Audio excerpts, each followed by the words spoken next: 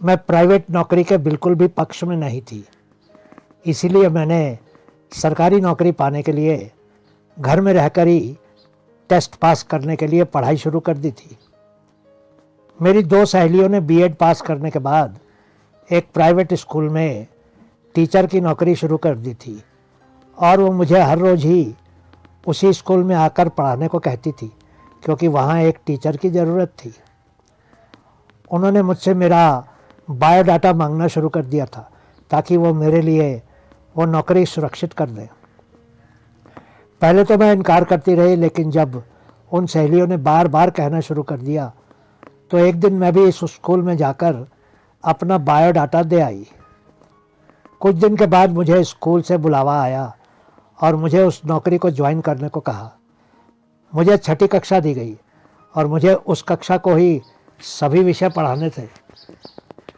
आखिर मैं भी नौकरी करने लगी और मैडम बनकर पढ़ाना शुरू कर दिया। दिन भर बच्चे मैडम मैडम करते थे तो मुझे भी कुछ अच्छा सा लगने लगा। परंतु एक हफ्ते के बाद प्रिंसिपल मैडम ने मुझे उनके दफ्तर में बुलाया। उस दिन मैडम ने मेरे सभी सपने तोड़ दिए। पहले वो मैडम मुझे आप कहकर बुलाया करती थी, पर उस दिन जब उन्होंने उनके दफ्तर में मुझे तू कहकर बुलाया तो मुझे बहुत बुरा लगा। तू ठीक पढ़ा रही है, इसलिए अब तू इसी कक्षा में पढ़ाया कर, मैडम ने कहा था। मेरा मन किया कि धरती फट जाती और मैं उसमें समा जाती। मैं कम से कम इतनी आशा तो कर ही रही थी कि वो आप कहकर बुलाए। वो मेरे लिए पहला झटका था, लेकिन उसको मैंने सहन कर लिया। जब मैडम ने मुझे मेरी तनख्वाह बताई तो वो मेरे लिए दूसरा झटका था। तुझे 1500 रुपये महीना मिलेंगे। मुझे समझ नहीं आ रहा था कि मुझे हंसना चाहिए था या रोना चाहिए था। मैंने उस दिन को 12 बजे ही अपना पर्स उठाया और अपने घर की तरफ चल दी। मैं सोच रही थी कि 1500 रुपये में तो मेरे लिए एक सलवार कमीज ही खरीदे जा सकते थे। उसके बाद मैंने किसी भी स्कूल में मैडम बनने के बारे में सोचा तक नहीं। एक हफ्ते के बाद मुझे रोज़गार दफ्तर से फ़ोन आया। उन्होंने कहा कि डीसी ऑफिस एक सर्वे करवा रहा था, अगर चाहूँ तो मैं भी वो सर्वे का काम कर सकती थी। समय की कोई सीमा नहीं थी, लेकिन जितनी जल्दी सर्वे ख़त्म किया जाएगा उतना ही अच्छा होगा और मुझे मेरे पैसे मिल जाएंगे। मैंने हाँ कर दी और डीसी के दफ्तर में जाकर अपना नाम लिखवा दिया और काम को भी समझ लिया। मुझे बताया गया कि मुझे सर्वे कहाँ और कैसे करना था। मुझे 150 फॉर्म दिए गए, जिनको मुझे लोगों से भरवाकर दफ्तर में जमा करवाने थे।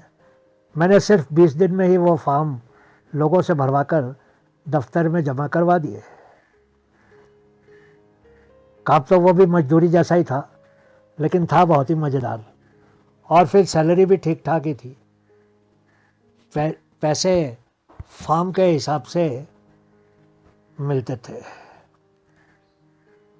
मेरे 131 फॉर्म ठीक भरे गए थे, लेकिन कुछ में अधूरी थी जानकारी, जो मैंने फिर से ठीक से भरवा दी।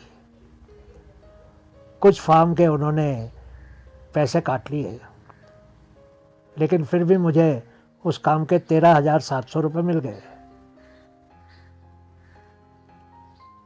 मैं बहुत खुश थी, क्योंकि सिर्फ 20 दिन के काम में मुझे इतने पैसे मिल गए थे।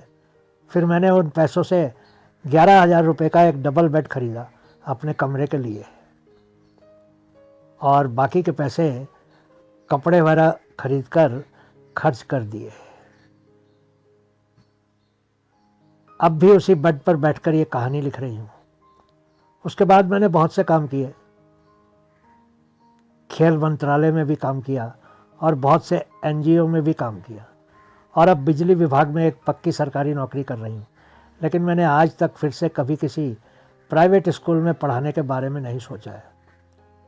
अब मैं अपने काम से खुश हूँ, लेकिन मैं साथ ही साथ अपनी पीएचडी भी कर रही हूँ और उम्मीद करती हूँ कि कुछ ही वर्षों में किसी ऊंचे पद पर पहुंच जाऊंगी। लेकिन अब जीवन के 30 बरस बीतने वाले हैं, लेकिन मैं सोचकर हैरान होती हूँ कि औसत में एक व्यक्ति करीब 60 साल तक ज़िंदा रहता है और मैंने 30 वर्ष पढ़ने और खुद को रोटी कमाने के लिए तैयार करने में ही लगा दिए हैं। अगले 1-2 बरस में शादी कर लूँगी और फिर बच्चों को पालने में और बड़ा करने में 20-25 वर्ष बिता दूँगी और फिर बूढ़ी होकर मरने का इंतज़ार करूँगी। पर अब मैं सोचती हूँ कि मैं अपना जीवन जीऊँगी कब? क्या यही है एक आदमी का जीवन? बहुत गंभीर प्रश्न है, ज़रा सोचिएगा।